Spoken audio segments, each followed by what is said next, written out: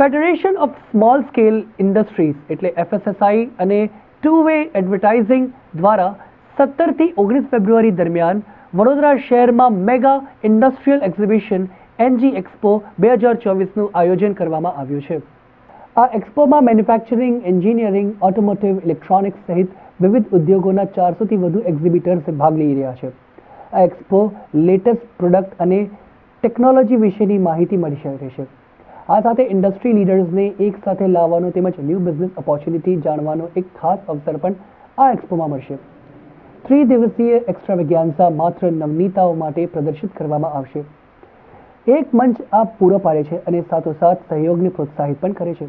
એટલું જ નહીં, વ્યૂહાત્મક ભાગીદારીને પ્રોત્સાહિત કરવા માટે એક બેસ્ટ પ્લેસ પણ બનાવે છે.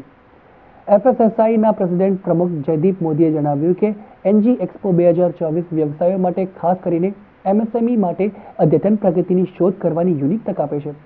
આ માત્ર એક ઇન્ડસ્ટ્રી એક્ઝિબિશન નથી, પરંતુ વિચારો અને તકોનું સંકલન છે.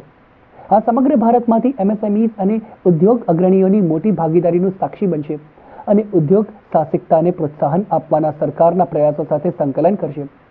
ટુ વે એડવર્ટાઇઝિંગના પાર્ટનર અંબાલાલ ભંડારકરે જણાવ્યું કે તે અર્થપૂર્ણ જોડાણની શક્તિમાં વિશ્વાસ કરે છે.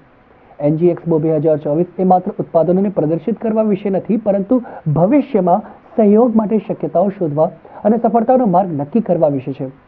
આ ટ્રાન્સફોર્મેટિવ એક્સપિરિયન્સ હશે અને ન્યૂ ગ્રોથ ઓપોર્ચ્યુનિટીઝ માટે મદદ પણ કરશે.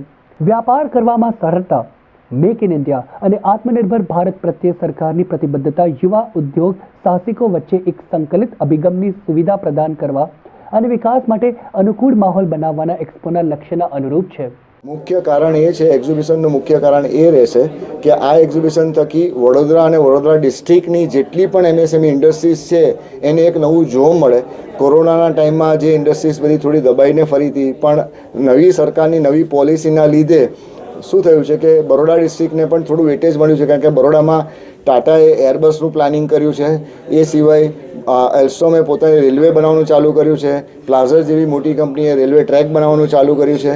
તો આવી ઘણી આ મોટી કંપનીના લીધે નાની નાની ઇન્ડસ્ટ્રીઝને પોતાને એમાં કામ મળે અને એમના પોતાની પ્રોડક્ટો પણ નવી રીતે નવી ટેકનોલોજીથી બને એવું એક જોમ મળે, એ આ એક્ઝિબિશન કરવાનું હેતુ.